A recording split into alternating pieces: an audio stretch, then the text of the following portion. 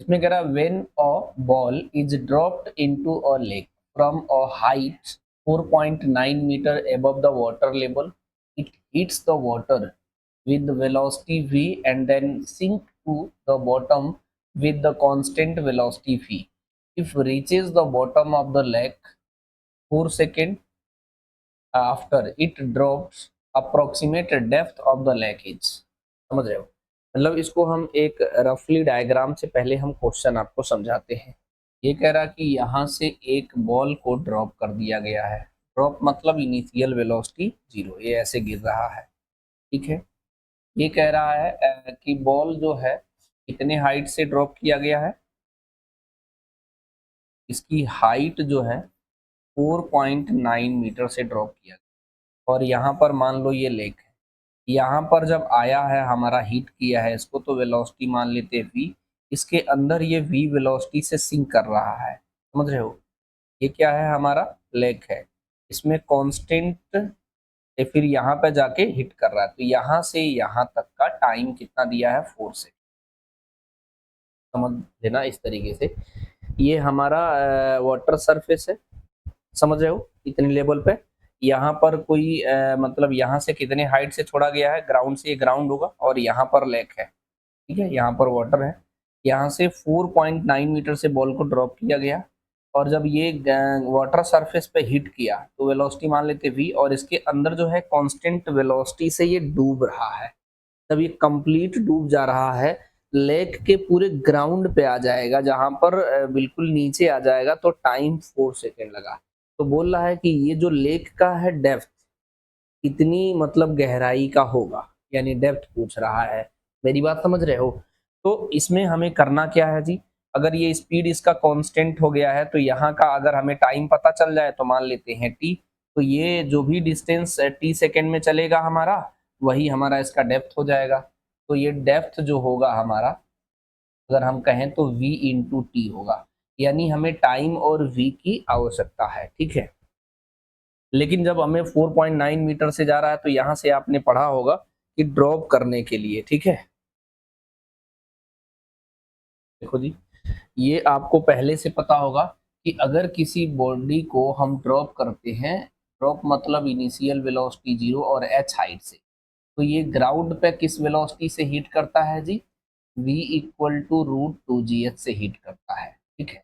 अगर आपको इसे समझना है कि ये कहाँ से आया तो इसे v मान लो, तो v square equal to u square, नीचे आ रहा है तो 2gh हो जाएगा, ड्रॉप है तो इनिशियल वेलोसिटी 0, तो v की वैल्यू कितना आएगा रूट 2gh। लेकिन मेरा एडवाइस है ये लर्न होना चाहिए ताकि सवाल को काफी फास्ट कर पाओ, ठीक है। तो सेम कॉन्सेप्ट यहाँ पे है, ये कितना हाइट से ड्रॉप किया गया है 4.9 मीटर से। तो अगर यहाँ का अगर हम निकालेंगे v तो कितना आएगा, रूट में 2gh आएगा, यूज करेंगे तो कितना हो जाएगा, 2g की वैल्यू 9.8 और h कितना है 4.9।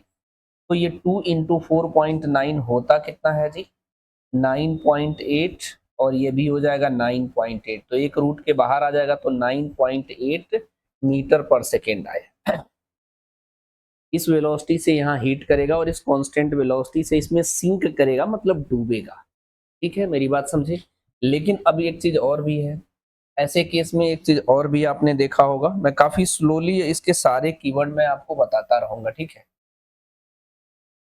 या इसको थोड़ा सा इधर कर लो,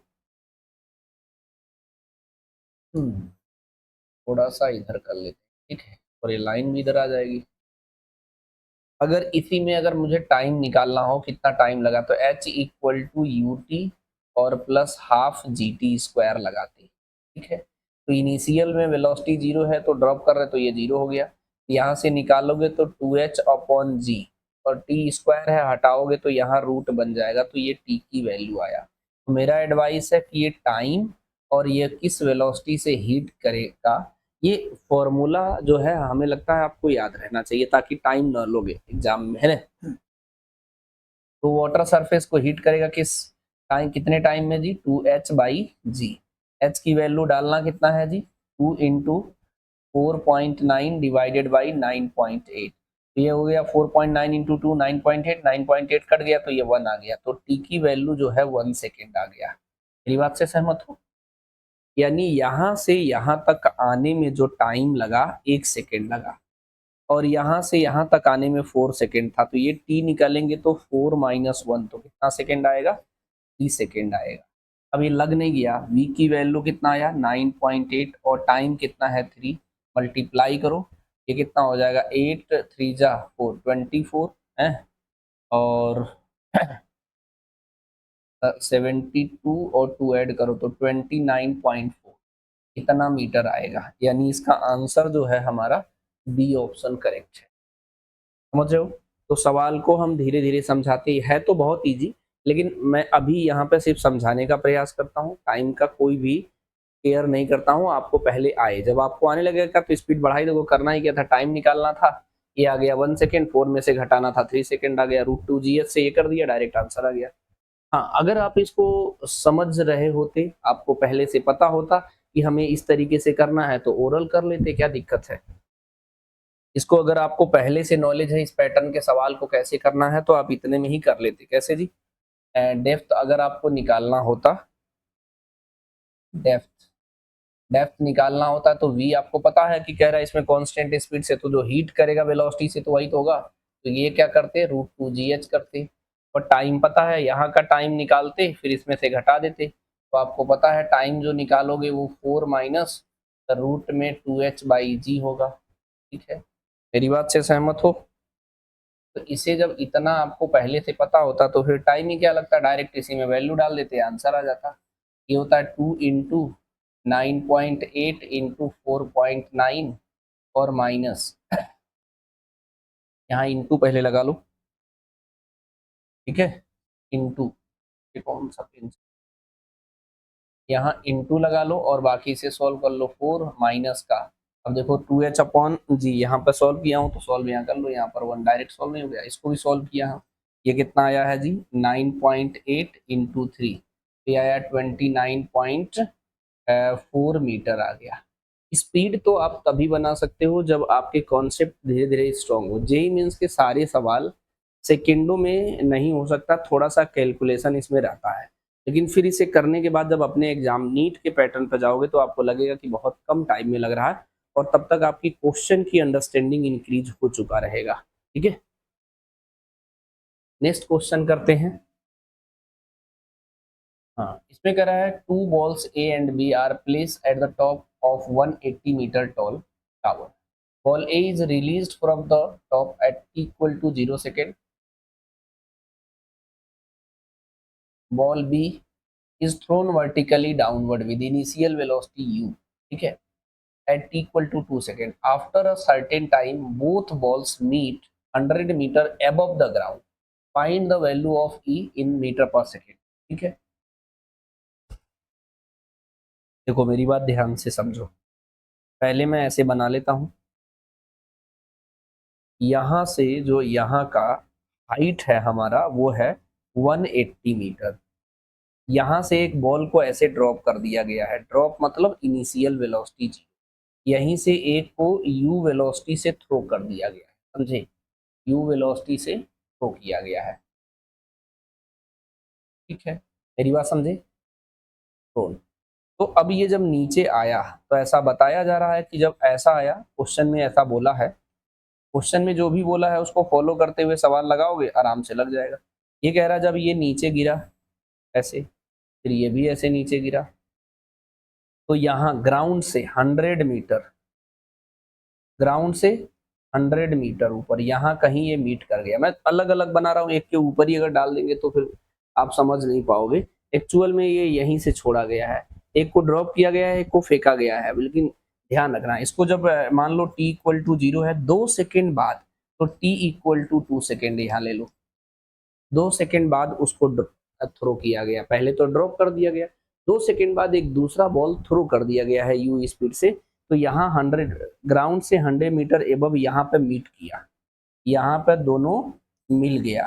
तो ये पूछ रहा है कि किस स्पीड से फेंके थे कि यही ग्राउंड से 100 मीटर ऊपर पे मिल गया, यानी हमारे क्वेश्चन में इसको u पूछ रहा है। क्या पूछ रहा है जी? u। समझे कि नहीं? हमेशा क्वेश्चन पे ही फोकस किया करो, क्वेश्चन समझ में आ गया तो सोल्यूशन ऐसे ही आ जाएगा। अच्छा, एक बात मुझे क्लियर हो गया है कि एक चीज क्लियर, अगर ये 100 है तो टोटल तो 180 है ना, तो सिर्फ अगर ये इसकी बात करेंगे, सिर्फ इसकी, तो ये कितना हो जाएगा, 80 मीटर नहीं हो जाएगा जी, सीधे सीधे। अब देखो ये 80 मीटर हुआ, ये भी तो 80 मीटर होगा, तो यहाँ से यहाँ तक आने का टाइम बड़े आसानी से लगा सकते हैं। अगर आप फॉर्मूला लगाना चाहते हो तो फॉर्मूला, अदरवाइज लिख के, वैसे मैंने कहा है कि आप डायरेक्टली नॉर्मल तरीके से आप लगा लिया करो। जैसे h इक्वल टू, मैं इक्वेशन भी यूज कर लेता हूँ, you t plus half a t square, ठीक है।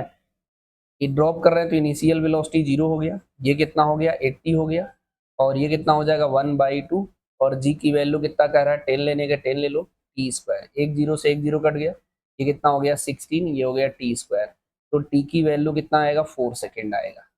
ये बात ध्यान से समझना, मतलब ये जो ड्रॉप किया है बॉल को ग्राउंड से 100 मीटर ऊपर, यहाँ जहाँ आया है, तो यहाँ तक आने में, यहाँ से यहाँ तक का आने में जो टाइम लगा है वो 4 सेकेंड लगा है, ठीक है। उसके 2 सेकेंड बाद एक दूसरा ड्रॉप थ्रो किया गया, दूसरा पार्टिकल थ्रो किया गया है, यानी इसको यहाँ से यहाँ तक आने में 2 ही सेकेंड लगा, क्योंकि यहाँ से यहाँ इसको आने में कितना लगा था 4 सेकेंड।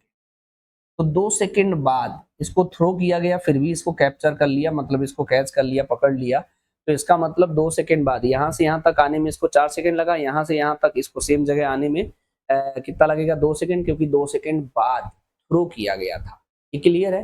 तो अब मुझे ये पता चल गया कि ये 2 सेकेंड बाद थ्रो किया गया है, तो अब अपना सवाल थोड़ा इजी हो गया। क्या करेंगे हम लोग, अब इस वाले केस में यूज करेंगे थ्रो वाले। इसको मैंने थ्रो किया से यू से, इसको 80 मीटर आने में कितना सेकेंड लगा जी, 2 सेकेंड लगा, ठीक है। तो यहाँ भी यूज कर सकते हैं हम लोग, h equal to u t plus half g t square. तो ये कितना हो जाएगा हमारा जी 80, यू टी कितना हो जाएगा 2, और ये हो जाएगा 1/2, जी कितना है 10 और टी कितना है 2 का स्क्वायर, 1 2 कट जाएगा, और ये कितना आ जाएगा जी 2u, और ये कितना हो गया हमारा 20, ये कितना हो गया 80। तो 2u की वैल्यू कितना हो जाएगा 80 माइनस 20, तो ये हो गया हमारा 60, ठीक है। तो u की वैल्यू 60/2 होगा, इसे कट करेंगे तो 30 आएगा, यानी u की वैल्यू जो आया 30 मीटर पर सेकेंड, 30 मीटर पर सेकेंड आ गया, यानी इसका आंसर कौन सा होगा जी, डी। अच्छा ये ना सोचना सर बहुत ज़्यादा टाइम लगेगा, ऐसा नहीं है, क्योंकि हमें इसे एक्सप्लेन करने में बहुत टाइम लग रहा है, यहाँ से यहाँ तक आने में टाइम। मैंने आपको ये थोड़ी ना मेथड सिखाएंगे, हम तो आपको कहेंगे कि आप डायरेक्ट ऐसे निकालो टी की वैल्यू रूट में 2h/g, डायरेक्ट वैल्यू डालो 2 इंटू 80/10, ये जीरो काटो 16, तो 4 बाहर, तो 4 सेकेंड आ गया। जैसे ही पता चला ये 4 सेकंड आया, 2 सेकंड बाद थ्रो किया जा रहा है, तो 2 घटा दो, तो यहाँ से यहाँ तक आने में 2 ही सेकंड लगा। इसके लिए इक्वेशन यूज कर लेंगे, h बराबर you t plus half g t square, 80 और 2 यू इंटू 2 हाफ जी 2 का स्क्वायर, सॉल्व किया, यू की वैल्यू 30 मीटर पर सेकेंड आ गई। सवाल अगर आप समझते हो तो कठिनाई कम होगी, तब आपसे आसानी से सॉल्व होता रहेगा,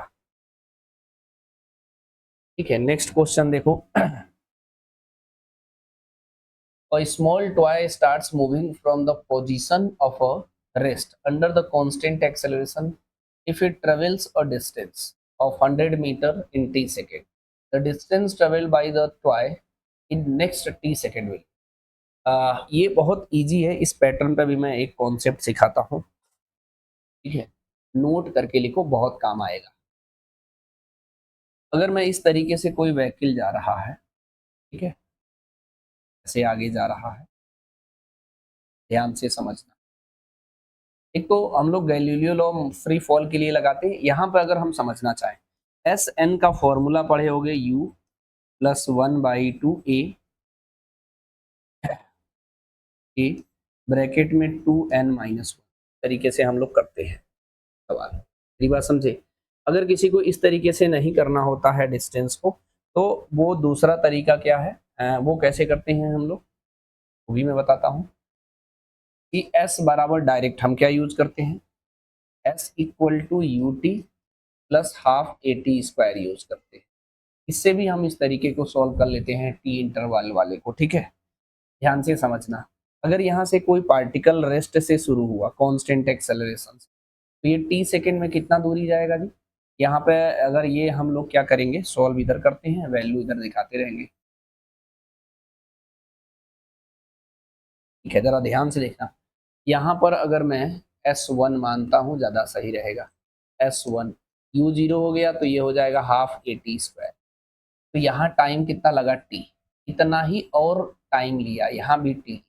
तो यहाँ से यहाँ तक जाने में इसको मैं S डैश बोल रहा हूँ। ठीक है, S डैश अगर हम निकालेंगे तो ये कितना आ जाएगा जी, U t plus half A 2t का होल स्क्वायर। तो ये तो जीरो हो जाएगा रेस्ट से, यहीं से सॉल्व भी कर रहा हूँ।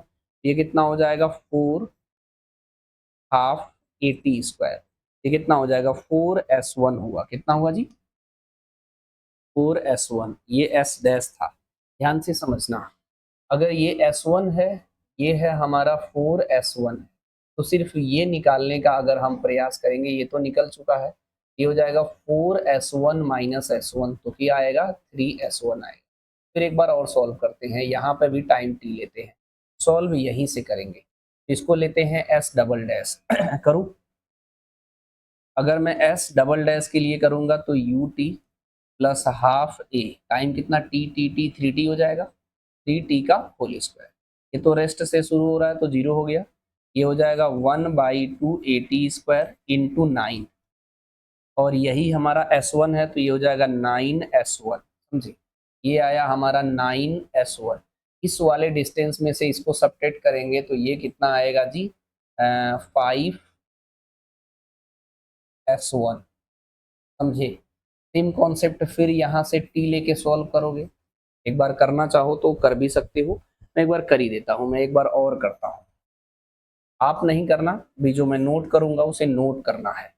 अगर इसे मैं S ट्रिपल डैश ले लेता हूँ, इसको सॉल्व करते हैं, S ट्रिपल डैश, ये हो जाएगा UT प्लस हाफ AT²। तो ये तो जीरो हो गया हमारा, 1/2 यहाँ, लेकिन टाइम की जगह कितना रखना है, 1 2 3 4 4t रखना है। यहाँ पर रखना है 4t का स्क्वायर, 1/2 AT² इंटू 16, ये कितना हो गया S1, ये हो जाएगा 16S1 हुआ। अब इस वाले में से इसको सब्ट्रैक्ट करेंगे। ठीक है, तो आप सब्ट्रैक्ट करके बताओ ये कितना हो जाएगा, 16S1 माइनस 9S1 कितना आएगा, 7S1 आएगा। समझे, तो ये अगर मैं इसको इसको मैं S1 S2 S3 इस तरीके से मान लेता हूँ, हॉरिजॉन्टल में, वर्टिकल में भी होता, फ्री फॉल में भी। तो हमारे कहने का मतलब सीधा सीधा मतलब ये है भाई, हमको नोट कर ही रहे थे, हमें तो याद करवाना है। क्या याद करवाना, जरा ध्यान से देखना। अगर हमारा कोई पार्टिकल रेस्ट से स्टार्ट हो रहा है और इसके एक्सेलरेशन कांस्टेंट कंसीडर कर रहा है, क्या जी, कांस्टेंट कंसीडर कर रहा है, ये मान लो S1, ये मान लो S2, ये मान लो S3, ये मान लो S4। ठीक है, यहाँ भी टाइम t, यहाँ भी टाइम t, यहाँ भी टाइम t, यहाँ भी इंटरवल ऑफ टाइम सेम है। तो S1 ratio S2 ratio S3 ratio S4 dash dash dash, ये आएगा 1/3 ratio 5 ratio 7 dash dash. इसी को हम लोग मैथमेटिकली कैसे लिखते हैं, अगर रेशियो में लिखेंगे तो इसे लिखेंगे S1/1, S2/3, S3/5 और S4/7 equal to dash dash dash. ये नोट रखना बहुत इंपॉर्टेंट है। ये हमारा क्या है, कांस्टेंट है एक्सेलरेशन, ये चेंज नहीं होगा, एक्सेलरेशन कांस्टेंट है। इसका इस्तेमाल करके अगर हम लोग क्वेश्चन लगाएंगे तो आसानी से लग जाएगा, वैसे बहुत टाइम लगेगा। देखो, मैं कह रहा है कि a small toy start moving from the position of the rest under the constant acceleration if it travels a distance 10 meter in t second and distance travel on toy in the next t second। मतलब यहाँ से start हो रहा है from rest, यहाँ से initial velocity zero है, यहाँ पे टी सेकेंड लिया है, फिर यहाँ पे टी सेकेंड लिया है, यहाँ पर कह रहा है कि 10 मीटर चला है और यहाँ पे कह रहा है पूछा। जब भी इस तरीके के फॉर्मेट आए तो डायरेक्ट क्या करोगे आप, S1/1 इक्वल टू S2/3, ये कितना दिया है 10, तो यहाँ से डायरेक्ट S3 क्रॉस मल्टीप्लाई करो तो 30 मीटर आ गया।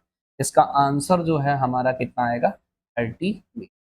मेरी बात समझे, इसी कॉन्सेप्ट का तो इस्तेमाल किया, इधर का ये कॉन्सेप्ट का इस्तेमाल किया, डायरेक्टली सॉल्व हो गया। मेरी बात समझे, तो इसका अगर इस्तेमाल करना धीरे धीरे सीखते हो तो आपसे सवाल तो आसानी से बनेगा ही, और साथ में टाइम भी आपका बचेगा, समझे। देखो नेक्स्ट क्वेश्चन करते हैं।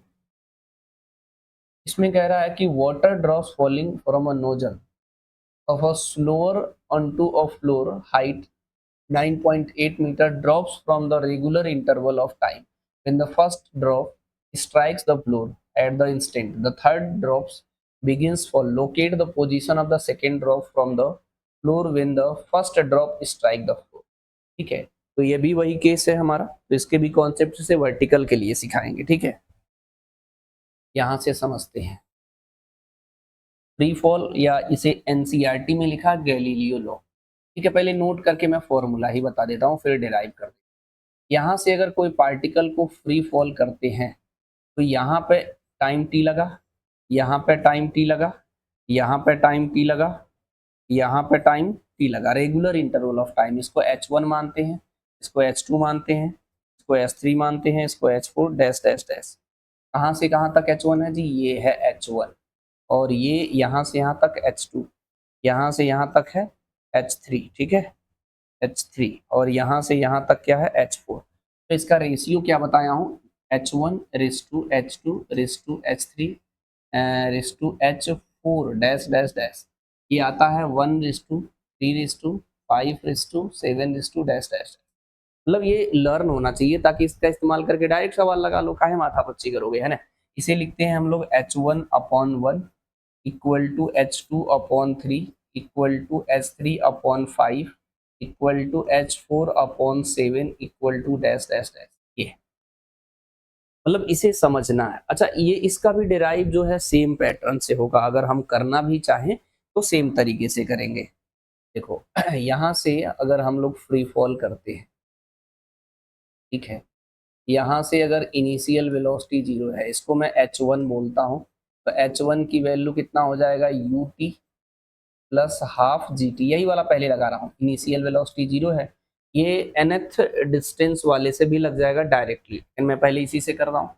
तो इसकी अगर मैं देखूंगा तो ये H1 कितना आया जी, हाफ GT² आया। आया सेम पैटर्न, यहाँ पे टाइम टी लिया हूँ, यहाँ पे टाइम टी लिया, इसको क्या मानेंगे हम S1 निकालेंगे तो कितना हो जाएगा हाफ जी, यू तो 0 हो गया, ये हो जाएगा t, और t कितना हो जाएगा 2t, तो 2 का स्क्वायर, ये कितना हो जाएगा 4 बाहर ले लो, ये हो गया हाफ GT², इसी को बोलते हैं हम लोग H1, तो ये हो गया 4H1। साथ साथ करते रहोगे। ये अगर हमारा 4H1 है तो ये 4H1 है, H1 है, तो ये कितना आएगा हमारा 3H1 आएगा, समझे। सेम कॉन्सेप्ट एक और, यहाँ पे टाइम t ले लेंगे तो इसे S2 मान के सॉल्व कर सकते हैं। S2 सॉल्व करोगे तो 1/2g 3t का स्क्वायर हो जाएगा, ये 9 हाफ GT² होगा, इसे लिखेंगे 9H1। सोचो ये हमारा 9H1 है, 9 सिर्फ ये निकालना होगा, तो ये कितना आएगा जी हमारा 9H1 माइनस 4H1, तो कितना आएगा हमारा 5H1। ऐसे ही बढ़ता जाएगा, तो यहीं से तो रेशियो आता है H1 रिस टू H2 रिस to S3 dash dash dash. H1 हमारा H1 रहने दो, यहाँ पर कितना हो जाएगा हमारा 3H1, यहाँ पर हो जाएगा 3H1 5H1, इसके बाद देखोगे तो 7H1 dash dash dash. H1 हट गया तो आ जाएगा 1:3:5:7 ऐसे आता है। ये एनसीईआरटी में भी दिया है, हम डिराइव भी इस क्वेश्चन के साथ बता दे रहे हैं, क्योंकि इस तरीके के पैटर्न में थोड़ी सी कंफ्यूजन होता है। मैं जिस तरीके से कर रहा हूँ उस तरीके से ही लगाने का प्रयास करना, बहुत कम समय में लगेगा और माथा पच्ची भी नहीं होगा। ये तभी लगाना जब रेगुलर इंटरवल ऑफ टाइम पे यहाँ से बॉल को कंटिन्यूसली ड्रॉप किया जा रहा हो, कभी कंफ्यूजन नहीं होगा। ठीक है, इसको आप लोग इस तरीके से भी कर सकते हो, SN के फॉर्मूले से भी। SN की वैल्यू क्या होता है, U प्लस G/2 ब्रैकेट में 2n-1, समझे कि नहीं। ऐसे अगर निकालोगे यहाँ से अगर t सेकेंड लेना था तो मान लो फर्स्ट में निकालोगे ये, तो ये h1 बोल सकते हो इसे। ये कितना हो जाएगा, u तो 0 होगा इनिशियल वेलोसिटी, ये हो जाएगा g/2 ब्रैकेट में 2 × 1 - 1, कितना हो जाएगा g/2, समझे। ये निकालेंगे h2 डायरेक्ट, कितना हो जाएगा g/2 ब्रैकेट में 2 × 2 - 1, तो कितना हो जाएगा 3g/2 हो जाएगा। यहाँ पे निकालेंगे फिर h3, ये हो जाएगा g/2 ब्रैकेट में 2 × 3 - 1, 2 3 जा 6, 6 - 1 5, तो 5g/2, इसका रेशियो करेंगे तो g/2 कट जाएगा, तो ये डायरेक्टली आ जाएगा। देखो h1:h2:h3 dash dash dash g/2, 3g/2, 5g/2, तो सब तो कट गया ना, तो 1:3, 3, सॉरी, ये हो जाएगा हमारा 1:3:5 डैश डैश डैश, ये हो जाएगा। इसे याद जरूर रखना, और मैं इसलिए बता रहा हूँ कैसे आया, ताकि आपको कंफ्यूजन क्रिएट ना हो। बाकी सारी थ्योरी नहीं डिराइव करेंगे, इसका बच्चे यूज नहीं कर पाते हैं, बाई मेथड लगाते, इसे यूज करो, ज्यादा हेल्प करेगा आपका, है ना। ध्यान से देखना। ये कह रहा water models, water drops from water drops are falling from a nozzles of a sewer onto a floor from a height 9.8 meter. The drops fall at a regular interval of time. When the first drop strikes the floor at an instant, the third drops begin to fall.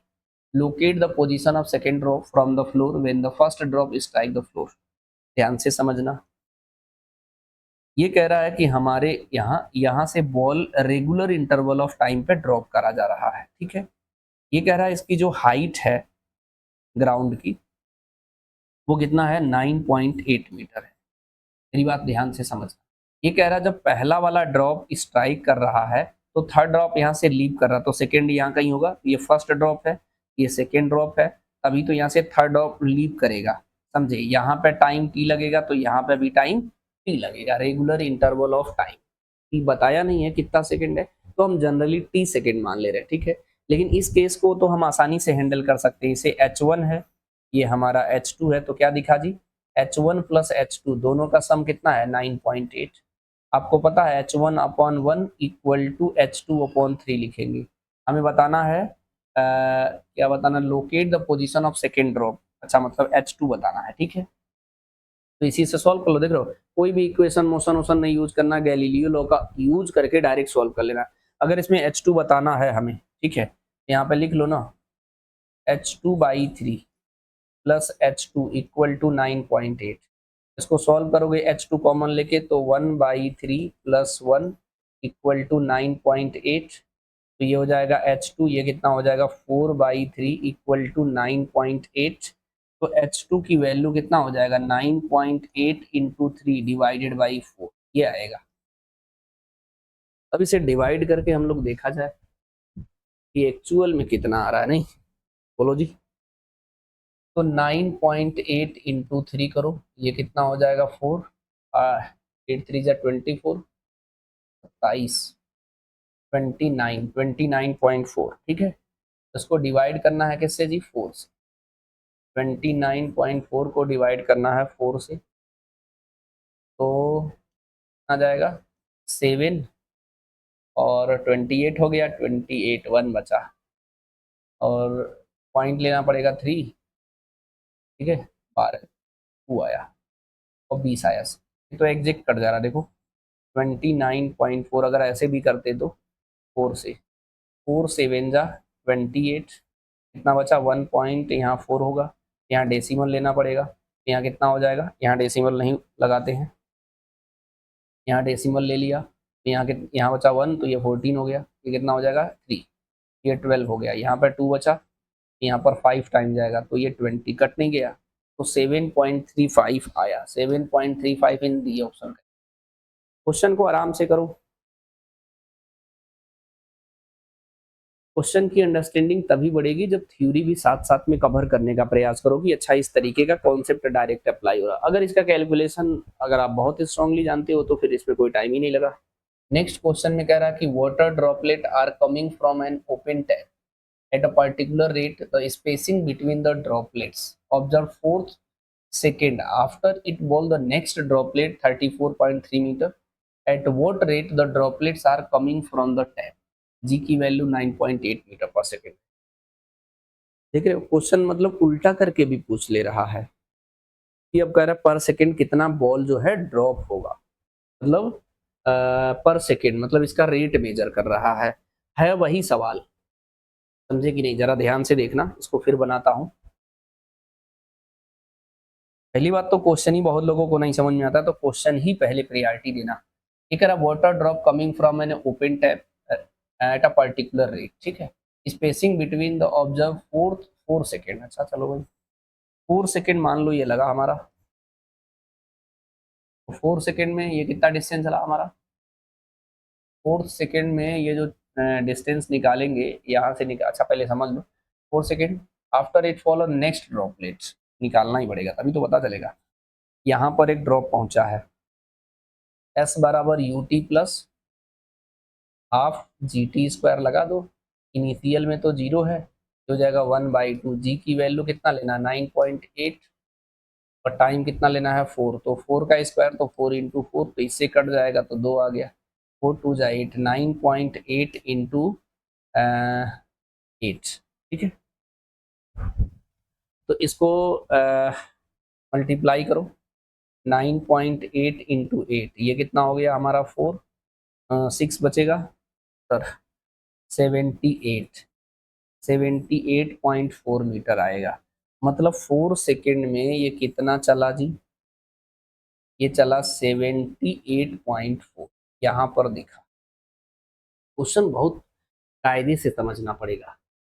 4 second में हमारा दिखा यहाँ पे ball after it first the next drop is 34.3 metre, at what rate the drop coming out from the tap. Question को मेरे साथ समझिएगा जरा। ये कह रहा था यहाँ से कंटिन्यूसली वाटर ड्रॉप गिर रहा है टैप से, तो 4 सेकेंड में यहाँ पर एक ड्रॉप आया, उसके बाद नेक्स्ट ड्रॉप यहाँ कहीं होगा, लेकिन कह रहा कि इसके बीच का जो गैप है वो कितना दिखा, ये गैप दिखा कितना जी 34.3 मीटर। ध्यान से समझना। और ये क्या कर रहा है, ये ध्यान से देखना, ये कह रहा था water drop at a coming from the open tap at a particular rate, किसी पर्टिकुलर रेट से, मतलब ये भी इक्वल इंटरवल ऑफ टाइम पे यहाँ से वाटर ड्रॉप कंटिन्यूसली हो रहा है। लेकिन इसमें पूछा टाइम, जैसे एक ड्रॉप किया फिर दूसरा ड्रॉप किया फिर तीसरा, तो इन दोनों दो या किसी भी दो ड्रॉप के बीच का जो इंटरवल है वो कितना है, समझे कि नहीं। तो मतलब एक ड्रॉप पर सेकेंड ड्रॉप हो रहा है या 2 ड्रॉप हो रहा है या 3 ड्रॉप हो रहा है, ये पूछ रहा है, समझे कि नहीं। तो इसे निकालने का तरीका ये है कि वो टाइम निकालना है। तो एक काम ऐसे भी कर सकते हैं हम लोग कि इसके बीच का अगर टाइम हम पता कर लेते हैं तो पता चल जाएगा कि ये ड्रॉप है, इसके मान लो ये ड्रॉप था, उसके जस्ट एक पीछे दूसरा ड्रॉप भी आ रहा था, इसके पीछे ड्रॉप जो आएगा उसका भी टाइम सेम ही होगा। ये केस तो पक्का है, ध्यान से समझना कि ये कॉन्सेप्ट यही लगाना है, इसमें कंफ्यूज नहीं होना। जैसे जब भी फ्री फॉल की केस आएगा तो ये टाइम इंटरवल जो होगा हमारा सेम होता है, ये टी सेम होता है, उसमें कोई कंफ्यूजन नहीं है, ठीक है। तो थोड़ा सा इसमें दिमाग लगाना पड़ेगा, ये सवाल बिल्कुल आसानी से लग जाएगा आपका। बताऊं, देखो इसे हमें करना क्या है, थोड़ा इधर नहीं इधर, ये वाला अगर मैं हाइट डिस्टेंस निकाल लूं ये हो जाएगा 78.4 और ये खुद ही दिया है माइनस का 34.3। एक काम करते हैं इधर सॉल्व करते हैं, ठीक है। तो ये कितना है जी 78.4 और 34.3, ये आया 1, ये 4 और ये 4, इतना मीटर आया।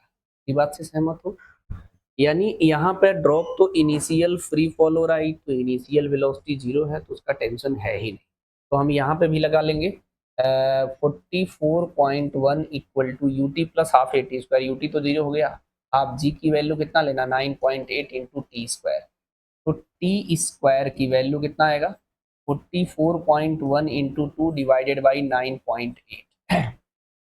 तो मैं तो कह रहा हूँ इसे ऐसे करते हैं 44.1 इंटू 2 को लिखो 4.9 इंटू 2, तो 2 से 2 कटा, बोलो जी। अब इसे कट करेंगे हम लोग तो कितना आएगा जी कट करके देखना पड़ेगा नहीं। देखो अगर आपको स्क्वायर अगर याद है तो इससे आप कर भी सकते हो कि टाइम्स जा सकता है जी। डेसिमल एक समय के लिए हटा दो क्योंकि हट ही जाएगा। 441 डिवाइड बाई 49, 49 को 441 से डिवाइड करना है। बोलो जी।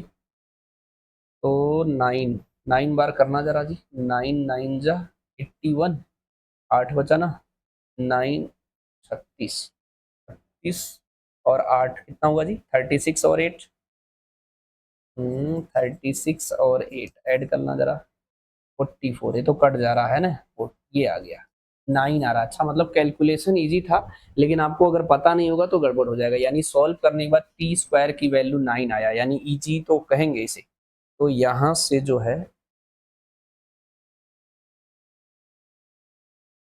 इसको थोड़ा सा इधर कर दो कहीं, कैलकुलेशन का पार्ट है, ठीक है ना। तो ये हमारे पास टी स्क्वायर की वैल्यू 9 आया, तो टी की वैल्यू 3 सेकेंड। ध्यान से समझना। यानी क्या पता चला भैया कि यहाँ से यहाँ तक आने में कितना लगा? 3 सेकेंड। और यहाँ से यहाँ तक आने में लगा 4 सेकेंड। तो यहाँ से यहाँ तक आने में टाइम कितना लगेगा? 1 सेकेंड नहीं लगेगा?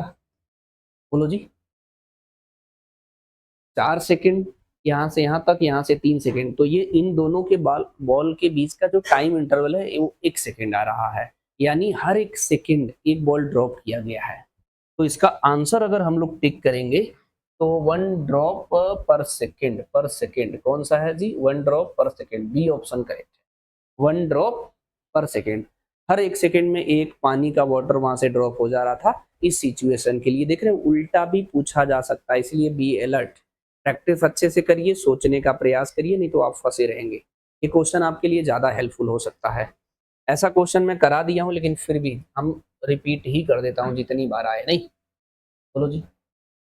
इसमें दिया है the relation between time t distance x the moving body t equal to this where m and n are constant the retardation of the motion we.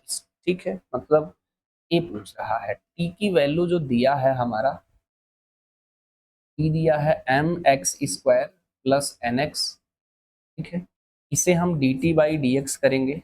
ये हो जाएगा हमारा एम एक्स स्क्वायर का डिफरेंशिएशन 2x हो जाएगा, ये N है x का डिफरेंशिएशन 1 हो जाएगा। ये आएगा 2mx प्लस एन होगा, D t by d x है ये। लेकिन हमें वेलोसिटी पता है कि v जो होता है वो dx बाई डी टी होता है। ठीक है, ये हो जाएगा 1/2mx और प्लस का n है। मेरी बात समझे? ठीक है, तो एक्सेलरेशन हम इस कॉन्सेप्ट से निकालेंगे, v dv divided by dx से। तो हमको v पता चल गया 1/2mx प्लस n है। इसका dv डिवाइडेड बाई dx करेंगे। ठीक है, इसका डिफरेंशिएशन का मैंने वहां भी बताया होगा, यहाँ भी मैं आपको बता देता हूँ।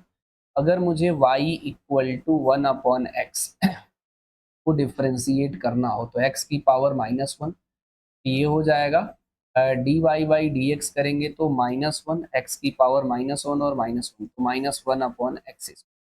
अगर y equal to 1/2x plus 4 को डिफ्रेंशिएट करना हो तो d y by d x करते हैं हम लोग, ये आ जाएगा -1 यही कॉन्सेप्ट, इसे x मान के कर देंगे। ये हो जाएगा हमारा 2x प्लस 4 की पावर 2 इंटू इसको करेंगे तो इसके x का कॉफिशिएंट 2 है तो 2 से मल्टीप्लाई कर देंगे। क्या करेंगे जी? 2 से मल्टीप्लाई, 2 है ये, 2 से क्या किया हूँ? मल्टीप्लाई। ये अगर प्रैक्टिस में होना चाहिए, ध्यान रखना। इसीलिए सारे लेक्चर सिस्टमेटिकली प्रैक्टिस करो ताकि आपको कंफ्यूजन ना हो, ओरल कर सको। मैं तो बार बार बताता रहता हूँ ताकि अगर आप देख रहे हो तो कंफ्यूजन हो ही ना, है ना। देखो इसे हम करेंगे तो ये कितना हो जाएगा? माइनस का 1/2mx प्लस एन का क्या होगा? होल स्क्वायर इंटू एक्स का कोफिशिएंट कितना है? 2m, तो मल्टीप्लाई कर देंगे। मेरी बात से सहमत हो? तो रिटार्डेशन पूछ रहा था तो पहले से पता है ये माइनस में आएगा। अब इसको हम लोग सॉल्व करके, ठीक है, इसे हम लोग सॉल्व करेंगे तो इसी फॉर्मेट में रखेंगे। तो a की value v dv divided by dx। v की वैल्यू दिया कितना है जी? 1/2m x और प्लस का n इंटू माइनस का 2m डिवाइडेड बाई 2mx और प्लस का n, इसका है होल स्क्वायर। ठीक है, तो यहाँ से माइनस का 2m कॉमन ले लो, इसे ऐसे भी लिख सकते हैं हम लोग 2mx प्लस n, 1 भी अंदर ही ले लिया कि पावर 3। इसको हम लोग क्या बोलते हैं जी, वेलोसिटी। देखो वेलोसिटी है 1/2mx प्लस n है, तो इसे लिखेंगे माइनस का 2mn v की पावर 3, ये एक्सेलरेशन आएगा। रिटार्डेशन है तो यहाँ पता है ये 2m v की पावर 3 सिंपल 2m v की पावर 3, यानी कौन सा ऑप्शन करेक्ट हो जाएगा जी, सेकेंड ऑप्शन करेक्ट हो जाएगा। रिटार्डेशन है तो माइनस साइन नहीं लिया है, माइनस का मतलब एक्सेलरेशन में, एक्सेलरेशन जो है उसमें रिटार्डेशन हो रहा है। अगर एक्सेलरेशन होता तो पॉजिटिव होता, अगर एक्सेलरेट होता तो रिटार्डेशन होगा तो माइनस में लेते हैं, है ना। तो इसमें कोई कंफ्यूजन नहीं होगा। इसे आराम से करना चाहोगे तो आराम से हो जाएगा ये।